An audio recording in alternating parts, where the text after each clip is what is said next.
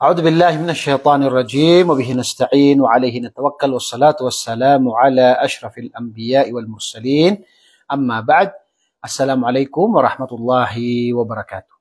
Magandang araw po sa inyo lahat at sa mga oras na ito, ang baksa po na pag-usapan natin ay ang usul as-sunnah ni Imam Muhammad bin Hanbal rahimahullah, ang aqidah, saligan ng aqidah o paniniwala na ito ay mula kay Imam Ahmad bin Hanbal na sinabi ng mga ulama na pinuri siya na siya ay imam ng Ahlus Sunnah wal Jamaah.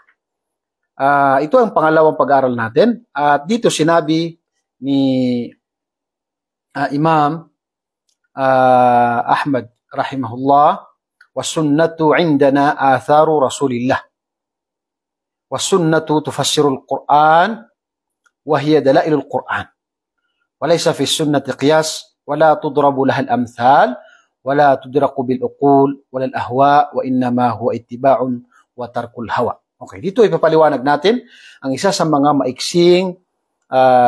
maiksing pananaw, paniniwala o akida ni Imam Ahmad bin Hanbal rahimahullah na dapat natin malaman upang ito ay maisabuhay natin, maibahagi natin at inshallah ito ay maging dahilan na maging tama ang ating akida. Una-una rito, sinabi, was-sunnatu indana atharu rasulillah. Ang sunnah, pinaliwanag natin dito, yung sunnah ni Propeta sallallahu alaihi wasallam. Ang sunnah, sinabi na dito, ang sunnah sa atin, na Ahlus Sunnah wal Jamaah, ay atharu rasulillah. Ito yung mga, sabi dito, ay mga salita, mga gawain at mga bagay na pinahintulutan ni Propeta sallallahu alaihi wasallam. Mga salita ni Propeta sallallahu alaihi wasallam, mga gawain niya na ito ay nakita ng mga sahaba, ganoon din na mga ginawa ng mga sahaba na ito ay kanyang pinahintulutan. Ito ay kanyang pinahintulutan. So yan ang tinatawag na sunnah na sinabi na as-sunnatu indana atharu rasulillah. Yan ang sunnah na kung saan sinabi ni Imam Ahmad bin Hanbal rahimahullah. Pagkatapos, sinabi niya, was-sunnatu tufassirul Quran wa hiya dalailul Quran. Sabi dito, ang sunnah ay pinapaliwanag niya ang Quran. Subhanallah. At bago lang na may mga nagsasabi o may nagsabi na iilan na isa sa kanyang paniniwala, which is ito ay paniniwala na ligaw na paniniwala na sinabi niya na hindi totoo na ang sunnah ay pinapaliwanag niya ang Quran. Yan po ay maling pananaw. Yan ay paniniwala ng Ahlus Sunnah wal Jamaah at kabilang dyan, mismong sinabi ni Imam Ahmad bin Hanbal rahimahullah na kanyang sinabi na as-sunnatu was-sunnatu tufassirul Quran wa hiya dalailul Quran. Ang sunnah ay ito ay tufassirul Quran wa hiya dalailul Quran. Ito ay pinapaliwanag niya ang Quran. Ang sunnah at ang Quran ay lahat ito galing kay Allah. Lahat ito ay galing kay Allah. Ang Quran ay salita ni Allah na ito ay mula kay Allah subhanahu wa ta'ala. Ang hadith o sunnah, sinasabi natin dito, ang sunnah ay ito ay galing din kay Allah. Pero si Propeta sallallahu alaihi wasallam ang nagsalita ng bagay na ito. Ano ang mga dalil natin? Ang sunnah ay ito po ay kabilang sa Quran dahil ito ay galing kay Allah. Ibig sabihin ito ay salita na pinahintulutan ni Allah. Ito ay ibig sabihin ay sang-ayon kay Allah subhanahu wa ta'ala. Sinabi sa banal na Quran, wa ma yantiqu anil hawa. Sinabi ni Allah na si Propeta Muhammad sallallahu alaihi wasallam, wa ma yantiqu anil hawa in huwa illa wahyun yuha. Siya ay hindi nagsasalita ng kanyang sariling pananaw lamang. Bagkus ito ay wahy, revelasyon mula kay Allah subhanahu wa ta'ala. So ang kanyang mga salita, ang sunnah ni Propeta, ang kanyang salita, gawain, ito ay mula kay Allah subhanahu wa ta'ala. Maliban, pag may mga pagkakamali siya, makikita natin na itatama siya ni Allah subhanahu wa ta'ala. Patunay na siya ay tinatama ni Allah dahil ito ay tinatawag na may mali siyang nagawa. Ito ay wahy, ito ay tinatawag na revelasyon mula kay Allah subhanahu wa ta'ala. Ganon din sinabi sa Surah An-Nisa, wa ati'u Allah wa ati'ur Rasul. Wa ati'u Allah, sundin niyo si Allah at ang kanyang sugo. Parehas. Dahil si Propeta Muhammad sallallahu alaihi wasallam ay siya ay pinagkatiwalaan ni Allah na kung saan ay pinapaliwanag niya ang Quran. Ganun din, sabi sa Suratul Hashr, وَمَا آتَاكُمُ الرَّسُولُ فَخُذُوهُ وَمَا نَهَاكُمْ عَنْهُ فَانْتَهُوا. Anuman ang ipinag-utos sa inyo ni Propeta Muhammad sallallahu alaihi wasallam ay gawin nyo. فَخُذُوهُ. Sundin nyo. وَمَا نَهَاكُمْ. Anuman ang ipinagbawal sa inyo ay iwan nyo. Ibig sabihin, ito ay wahi mula kay Allah subhanahu wa ta'ala. Ang kanyang mga salita. وَمَا يَنْتِقُ عَنِ الْهَوَىٰ إِنْ هُوَ إِلَّا وَحْيٌ يُوحَىٰ. So dahil dito, ang Quran ay ito ay salita ni Allah. At ang hadith o sunnah ay ito ay wahi, revelasyon din galing kay Allah, pero si Propeta Muhammad sallallahu alaihi wasallam sa kanya nanggaling ang salitang ito. Pero ito ay wahi kay Allah subhanahu wa ta'ala din. Hindi katulad ng sinasabi na ang Quran, ang hadith o sunnah ay hindi pinapaliwanag ang Quran. So ang Quran o ang sunnah ay ito una-una ay pinapatatag niya, pinapatibay niya, pinagpapatibay niya ang Quran. Yan ang una. Pangalawa ay tinatafsir niya, pinapaliwanag niya ang Quran. Halimbawa, nabanggit sa Quran ang salah, ang shahadatu la ilaha illallah, ang pag-aayuno, yung fasting, zakah, at saka yung tinatawag na pagsasagawa ng hajj. Sa hadith, sinabi ni Propeta sallallahu alaihi wasallam, bunyal Islamu ala khams. Shahadatu la ilaha illallah, wa iqamis salat, wa ita'iz zakah, wa shaum Ramadan, wa hajjul bait, man istata'a ilayhi sabil. Yung limang haligi ng Islam, nabanggit yan. Na ibig sabihin ay ito ay pinapatatag niya, pinagpapatibay niya ang nabanggit sa Quran. Yan ang una. Pangalawa, ang sunnah ni Propeta sallallahu alaihi wasallam ay pinapaliwanag niya ang Quran. Halimbawa, ang salah. Hindi ka pwedeng magsala kung hindi mo kunin ang sunnah ni Propeta sallallahu alaihi wasallam. Dahil ang nabanggit lang sa Quran ay wa aqimus salah. Itayo niyo ang sala. Paano ka ngayon magsasagawa ng sala? Hindi mo alam. Maliban sa dumating si Propeta sallallahu alaihi wasallam, sinabi niya, ginawa niya, so ang sunnah ay pinapaliwanag niya ang Quran na sinabi ni Allah na wa aqimus sala. Itayo niyo ang sala. Paano kayo magsasagawa ng sala? Sa pamagitan ng sunnah ni Propeta sallallahu alaihi wasallam. Sa pamagitan ng kanyang salita at kanyang mga gawain. Yan po, napakalaking halimbawa. Katulad din halimbawa ng zakah. Ang zakah ay wa'atu zakah. Magbigay kayo ng zakah. Ngayon, paano natin malaman kung magkano yung ibibigay natin?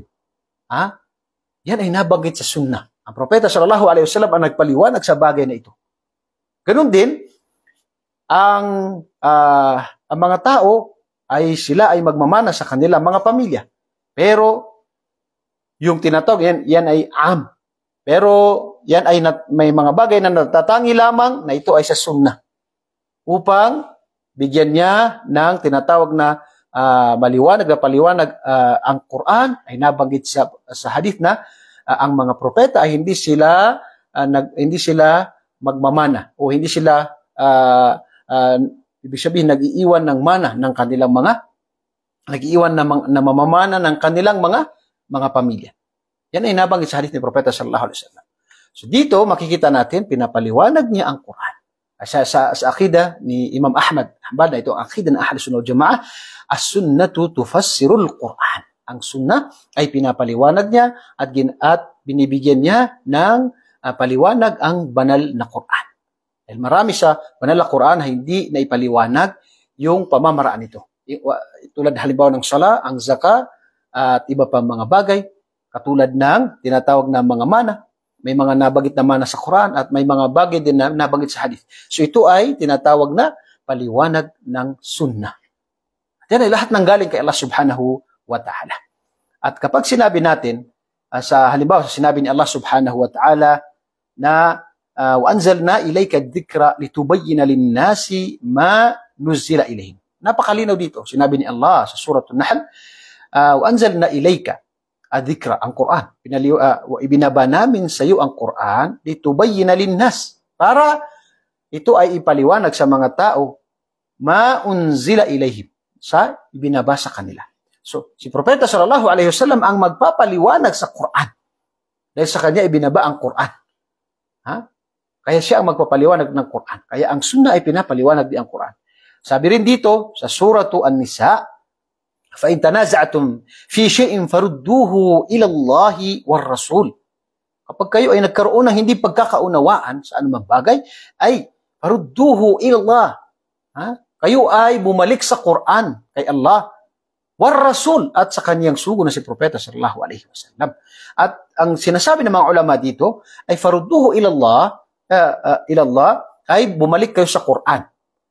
At pag sinabing ila Rasul, ay bumalik kayo kay Propeta sallallahu alaihi wasallam. Paano ka babalik sa kay Propeta Muhammad sallallahu alaihi wasallam? Sa pamamagitan ng kaniyang sunnah. Sa pamamagitan ng kaniyang sunnah. Okay, malinaw po yan.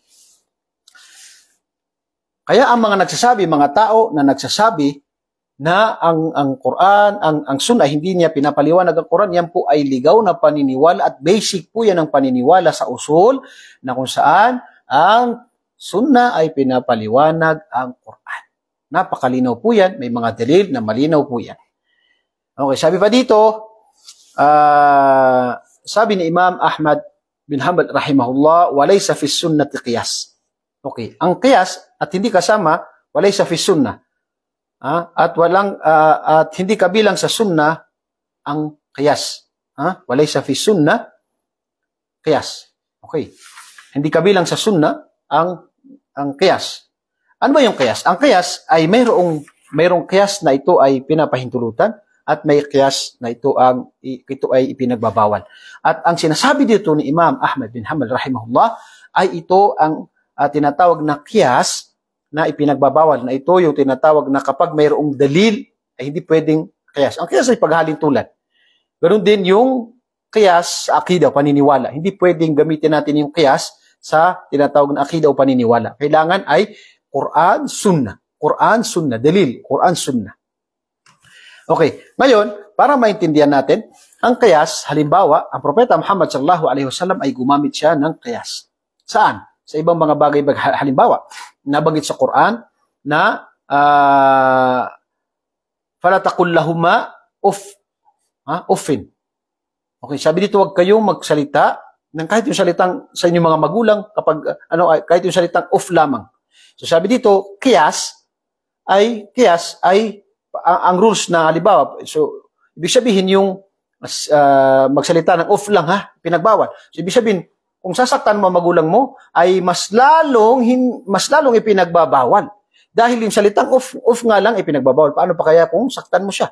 So dito qiyas ang ginamit dito. Halimbawa sa hadith ni Propeta sallallahu alaihi wasallam, sabi niya, yung ang tinatawag na pakikipagtalik ng lalaki sa kanyang asawa ay siya ay gagantipalaan ni Allah.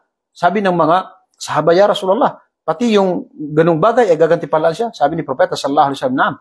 Hindi niyo ba nakita na kung ang kanyang kagustuhan ay pangsariling kagustuhan bilang isang lalaki ay gawin niya sa ibang babae na hindi na mahram, ibig sabihin magzina siya, so siya ay magkakasala. So kung ito ay gawin niya sa kanyang asawa na ito ay halal sa kanya, siya ay gagantipalaan ni Allah subhanahu wa ta'ala. So ito ay qiyas. Okay. Ang qiyas, kaya dito sinabi na si Imam Ahmad bin Hanbal ay pinagbawal niya dito, ay ito ay kasagutan niya dahil ito ay usapin sa akida sa mga tao na inuuna nila yung kanilang sariling pananaw sa dalil. Inuuna nila yung sariling pananaw nila sa dalil. Okay. Halimbawa, yung mga tao na may mga nagsasabi ngayon na wala daw parusa sa libingan. Dahil kapag daw hinukay natin ang libingan, ay wala tayong makikita doon na pinaparusahan na apoy. So, ginamit niya ngayon yung pangsariling niyang tinatawag na paghalintulad niya sa kakayahan niya sa kanyang sarili. Na ito ay kaalaman na lingid. So, dahil dito ay dapat ay magbase tayo sa tinatawag na dalil sa Quran at sa hadith. At hindi yung maghalintulad tayo. Gamitin natin yung tinatawag na mga pangsariling pag-unawa natin, yung mga akala, pananaw natin. Kundi kinakailangan ay magbase tayo sa dalil Quran. Kaya marami naliligaw Kasi hindi nila inuuna yung dalil ng Quran sa hadith, sa pagkakaunawa ng mga sahaba ni Propeta Muhammad sallallahu alaihi wasallam. Bakit? Dahil sila yung pinuri sa hadith ni Propeta sallallahu alaihi wasallam. Ma ana alayhi wa ashabi. Sila yung hindi mga naligaw. Sino sila? ma'ana alihi wa ashabi. Sila na mga nanatili sa aking sunnah at ang sunnah o pamamaraan, manhaj ng aking mga sahaba. Wa alaykum bisunnati. Panghawakan yung aking sunnah at sunnah ng khulafa ar-rashidin, al-mahdiyin. Sila yung sunnah. Kaya ang sunnah ng mga khulafa ay sunnah. Hindi yan tinatawag na bid'a na bago. Bid'a hasana, hindi. Dahil ang sunnah nila, sinabi ni Propeta, wa alaykum bisunnati wa sunnata al-khulafa ar-rashidin. Yung sunnah ng mga khulafa. Sino khulafa? Abu Bakr, Umar, Uthman, wa Ali. Yung sunnah nila ay sunnah. Yan ay nabagit sa hadith. Malinaw po yan. Okay. So yan ay tinatawag na, ang qiyas ay ginagamit yan sa tinatawag na sa muamalat, sa mga sa ibang mga bagay sa muamalat katulad ng halimbawa, pwede bang kainin yung kalabaw? Kasi wala nabanggit nabanggit lang yung baka. So, sabi ng mga ulama, qiyas ay kahalintulad siya ng baka. So yan ay pwede. Okay, so yan ay qiyas. Walang problema sa ganung mga bagay. Pero pagka may dalil, ay hindi pwede gamitin yung qiyas. At ganun din kapag tinatawag na sa akida, paniniwala, hindi mo pwedeng gamitin yung qiyas. Bakit? Dahil yan ay, paniwalaan mo, dahil yan ay ghaib, lingid na kaalaman. Lalo sa akida, paniniwala. Okay. Meron tayong tinatawag na, binanggit din ni Imam Ahmad bin Hanbal rahimahullah na kanya sinabi, wala tudrabu lahal amthal. Ang sunnah ay hindi dapat ihalintulad. O hindi dapat kapag nabanggit mo nabanggit yung sunnah o hadith ay ibig sabihin ay ihalintulad mo sa mga bagay yung mga ibang mga bagay. Magpalalim ka doon sa paghalintulad mo. Yan ay ipinagbawal. Yan ay ipinagbawal. Paano? Sinabi ni Allah sa Suratul Nisa, فلا وربك لا يؤمنون حتى يحكموك فيما شجر بينهم ثم لا يجدون في أنفسهم حرجا مما قضيت ويسلمون تسليما. Sabi dito, hindi sila fala warabbuka, yung Panginoon, la yu'minuna hatta yuhakkimuka fima shajara bainahum. Hindi sila tunay na magiging mananampalataya hanggang sa hindi ang maging mas mauna sa kanila. Hindi manatili o maging sa kanila, mangibabaw sa kanila ay yung sa kanilang mga bagay-bagay. Sa mga hindi pagkakaunawaan ng mga bagay ay ang tinatawag na yuhakkimuka fima shajara bainahum. Ibig sabihin si propeta, yung batas ni propeta, batas ng Islam ang tinatawag na mangibabaw sa kanila sa mga hindi nila pagkakaunawaan. Thumma la yajiduna fi anfusihim harajan mimma qadayta wa yusallimu taslima. At hindi sila magiging tunay na mananampalataya kung sila ay kapag may mga sinabi kang mga hatol sa Islam ay meron silang pag-aalilangan. So hindi sila magiging mananampalataya. So dito, pinakauna rito ay ang tanggapin natin kung anuman ang batas ng Islam. Kung anuman ang utos sa Islam, anumang meron sa Islam, anumang hadith na nabanggit ni Propeta sallallahu alaihi wasallam, tanggapin natin yan dahil yan ay wahy mula kay Allah subhanahu wa ta'ala. Yan ay pananaw ng Ahlus Sunnah wal Jamaah. Taslim. Sabi ito, wa yusallimu taslima. Ibig sabihin ay tinatanggap ng buong buo ang anumang dala ni Propeta Muhammad sallallahu alaihi wasallam. Sinabi sa hadith, katulad halimbawa, may halimbawa dito na si Abu Hurairah radhiyallahu anhu na sinabi niya na kapag yung tinatawag na yung pagsasagawa ng hudu sa tinatawag na mamasahun nar, yung tinatawag na niluto na tinatawag na sa kamilyo ito pinag-usapan. Sabi dito, sabi ng isang lalaki, binanggit ni Abu Hurairah yung hadith, tapos sabi ng isang lalaki, sabi niya, ano ang palagay mo sa isang tubig na mainit? Pwede ba magsagawa ng hudu mula dito? Hinalitulad niya yung hadith. So sinabi ni Abu Hurairah, ya ibn akhi, sinabi na yung tao na ito, sabi niya, idha balagaka hadith Rasulullah sallallahu alaihi wasallam, fala tadrib lahu al-amthal. Kapag may dumating sa iyo na hadith, at yung hadith na ito ay huwag kang maghalintulad sa mga bagay-bagay, kundi tanggapin mo ang hadith na ito kung naiintindihan mo. Okay? Tanggapin mo ang hadith. Wala tayong doon. Okay, sabi dito, wala tudraku bil uquli walal ahwa.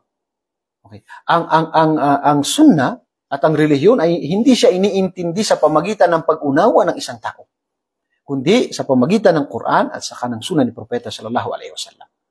At lagi nating tandaan na ang Quran ay ang Islam ay kumpletong relihiyon. Ang Islam ay kumpletong relihiyon.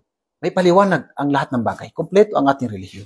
So dito, ang Islam, ang sunnah, ganoon din sa sunnah, ay hindi natin ito iniintindi sa pamagitan ng sarili nating pag-unawa o sarili nating pananaw. Hindi, kundi dapat ang pananaw natin ay nakabase sa Quran, nakabase sa sunnah. Dahil kung yan ay hindi, ay maaari na kadalasan ay taliwas sa tinatawag na pag-unawa. Pag-unawa natin doon sa tinatawag na hadith. So, kinakailangan may basehan tayo sa Quran, sunnah, sa pag-unawa sa anumang mga pag-unawa sa Islam, ganoon din sa sunnah. Kapag nabagit ang sunnah, ay unawain natin dito sa pamagitan ng ibang mga dalil. Ibang mga dalil. Katulad, halimbawa, yung mga dalil sa tinatawag na may mga dalil sa halimbawa sa yung kaparusahan sa libingan at ganoon din yung mga biyahe sa libingan. So dito may dalil sa Quran, may dalil na ibang hadith. So yan ay dapat hindi yung gagamitin mo yung paghalin tulad, yung sariling pag-unawa mo, bakit walang apoy natin, hindi. Kasi may dalil sa Quran na may parusa sa libingan, na may biya sa libingan. May dalil sa hadith. At ganoon din sa mga sa mga sahaba, mga salita ng mga pananaw ng mga sahaba. So malinaw po yan. Okay, sabi dito, wa amma ba'da nusus wa biduni sunnah turidu an taqula fi dinillahi fahada min alqawl ala Allah bighayri haqq. So dito, kapag inintindi mo ang hadith o sunnah o ano man sa relihiyon, sa sarili mong pag-unawa na hindi ka nagbase sa Quran saka sa hadith, yan ay pagsasalita na tinatawag na pagsalita ng walang kaalaman sa relihiyon ni Allah subhanahu wa ta'ala. Okay. Yan ay malaking kasalanan ang pagsasalita sa relihiyon ng walang sapat na kaalaman. Kaya makikita natin yung mga tao ngayon bakit sila nagkaligawan. Naligaw na yung mga karamihan at yung mga tao, subhanallah, ay halimbawa sa tinatawag na ang mga Mu'tazila, ganoon din Jahmiya sa panahon natin na napapanahon ngayon, yung mga naligaw, makikita mo pinakaunang ano nila ay yung dalil ay minsan sinasabi nila na mahina o hindi tanggap ang hadith na yan o yung hadith na yan ay ganito, ang hadith na yan ganito. Bakit? Dahil sa sarili nilang pananaw doon sa isang bagay ay mas inuna nila yung kanilang kaisipan. Katulad ng hinalitulad natin doon sa tinatawag na parusa sa libingan. Okay.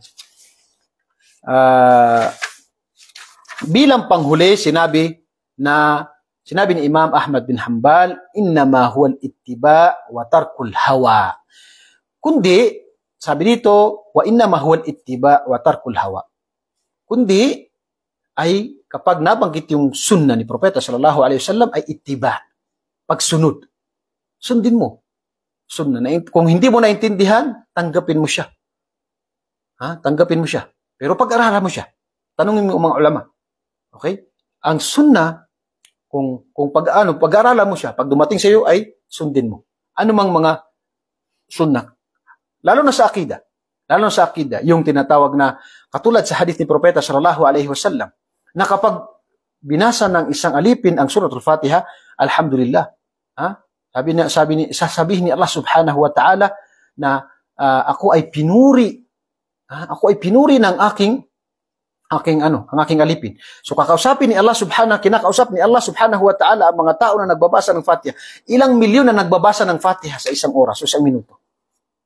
Kung isipin lang natin ang pangsariling kaisipan natin, paano makakaya ng isang tao sa pag-unawa ng sariling pananaw ng isang nilikha na ang milyong tao ay magsasalita, iba-ibang lingwahe, iba-ibang lugar, at lahat yan ay nakakausap ni Allah subhanahu wa ta'ala. Yan ay kakayahan ni Allah dahil siya ay tagapaglikha. Katulad din ng lingid na kaalaman. Yan ay dapat na sundin natin ang sunnah. Anumang nabanggit sa sunnah ay sundin natin at hindi yung gamitan natin ng sariling pananaw natin. Sabi dito, watarkul hawa. At iwasan natin yung sariling pananaw. Subhanallah. Yan ang kaya nga sinasabi natin na yung sa akida, para hindi ka maligaw, ang Quran, sunnah, at saka yung tinatawag na pagkakaunawa na napagkasunduan ng mga sahaba ni Propeta sallallahu alaihi wasallam. Yan ang dapat na pagkuhanan natin ng ating relihiyon, dahil kung hindi ay maraming nag-aangkin na kanyang sinasabi na ako'y sumusunod sa Quran at sa Sunnah, pero pag iwan nila sa pananaw ng mga sahaba sa manhaj, pamamaraan ng mga sahaba sa akida, ay naligaw sila. At napakalaking halimbawa natin sa panahon ngayon ay ang kabilang dyan ay si Aminullah, na nawa ay gabayan siya ni Allah subhanahu wa ta'ala na kung ano-ano na ang pinagsasabi niya ngayon na subhanallah dahil sa pag-iwan niya sa pag-unawa ng pagkakaunawa ng mga sahaba sa Quran at saka sa Sunnah. Kaya narapat sa isang mananampalataya na kung saan ay para maging mapayapa ka sa iyong pananampalataya ay iwasan mo ang mga tao na nagpapalaganap ng bid'ah. Huwag kang nakikinig sa kanila. Yan ang manhaj ng salafus saleh. Pag malinaw ang tao na yan ay nagpapalaganap ng bid'ah, hindi na rapat na yan ay pakinggan ng pagsayangan ng oras. Kaya nga, sabi dito, innama huwa ittiba. Pagsunod, dahil religion yan eh.